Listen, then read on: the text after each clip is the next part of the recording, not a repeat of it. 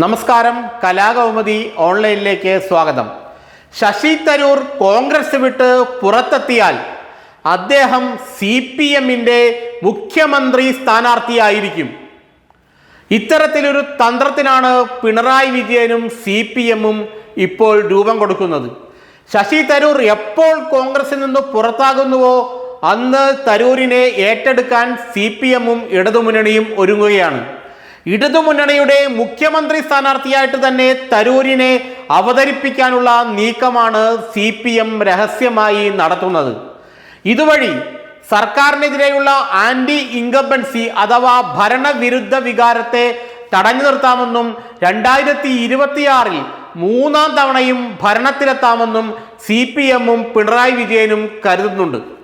പിണറായി വിജയൻ മുഖ്യമന്ത്രി സ്ഥാനത്തേക്ക് മത്സരിക്കുന്നില്ല എങ്കിൽ, അദ്ദേഹം വരുന്ന നിയമസഭാ തെരഞ്ഞെടുപ്പിൽ സ്ഥാനാർത്ഥിയല്ല എങ്കിൽ പിന്നെ ശശി തരൂർ തന്നെയായിരിക്കും ഇടതുമുന്നണിയുടെ മുഖ്യമന്ത്രി സ്ഥാനാർത്ഥി എന്നാണ് ഇപ്പോൾ CPM കേന്ദ്രങ്ങളിൽ നിന്നും അറിയാൻ കഴിയുന്നത്.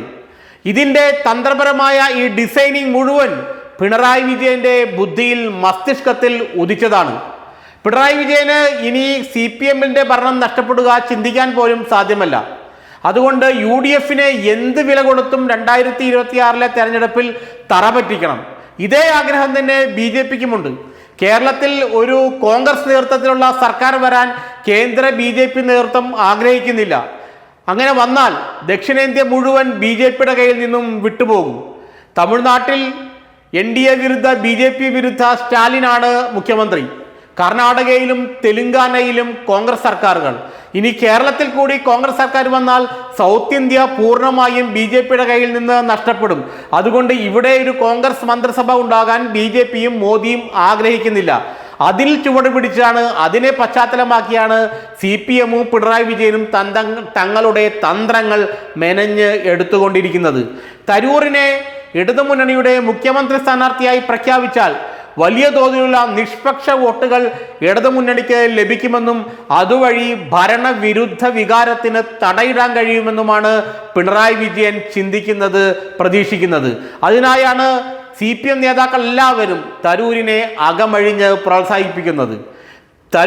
ശശി തരൂരിനെ മുഖ്യമന്ത്രി സ്ഥാനത്തേക്ക് കൊണ്ടുവരാൻ ഇപ്പോൾ CPM-ലെ പ്രമുഖ നേതാക്കൾക്കാർക്കും അത്രയ്ക്ക് എതിർപ്പൊന്നുമില്ല. കാരണം പിണറായി വിജയനെ മാറ്റി നിർത്തിക്കഴിഞ്ഞാൽ പിന്നെ ജനങ്ങളെ ആകർഷിക്കാൻ കഴിയുന്ന ഒരു നേതാവ് CPM-നോ ഇടതുമുന്നണിക്കോ ഇല്ല. അത് അവിടുത്തെ ഘടകകക്ഷികൾക്കടക്കം എല്ലാവർക്കും അറിയാം.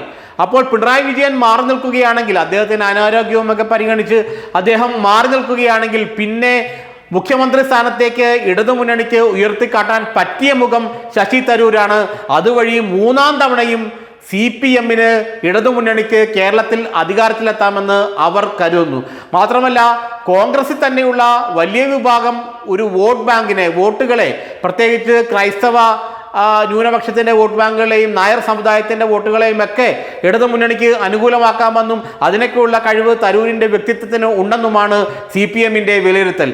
അതുകൊണ്ട് പിണറായി വിജയൻ മത്സരിക്കുന്നില്ല എങ്കിൽ, പിണറായി വിജയൻ മുഖ്യമന്ത്രി സ്ഥാനത്തേക്ക് ഉള്ള ഒരു സ്ഥാനാർത്ഥി അല്ല എങ്കിൽ പിന്നെ രണ്ടാമത് CPM അല്ലെങ്കിൽ ഇടതുമുന്നണി മുന്നോട്ട് വയ്ക്കുന്നത് തന്ത്രം എന്ന് പറയുന്നത് ശശി തരൂരിനെ മുന്നിൽ നിർത്തി തെരഞ്ഞെടുപ്പിനെ നേടുക എന്നുള്ളതാണ്. പിണറായി വിജയൻ ഇല്ലെങ്കിൽ ശശി തരൂരിനെ മുന്നിൽ നിർത്തി തിരഞ്ഞെടുപ്പിനെ നേരിട്ട് മൂന്നാം തവണയും അധികാരത്തിലെത്താനുള്ള തന്ത്രമാണ് CPM-ഉം ഇടതുമുന്നണിയും പിണറായി വിജയന്റെ കാർമ്മികത്വത്തിൽ ഇപ്പോൾ മെനയുന്നത്.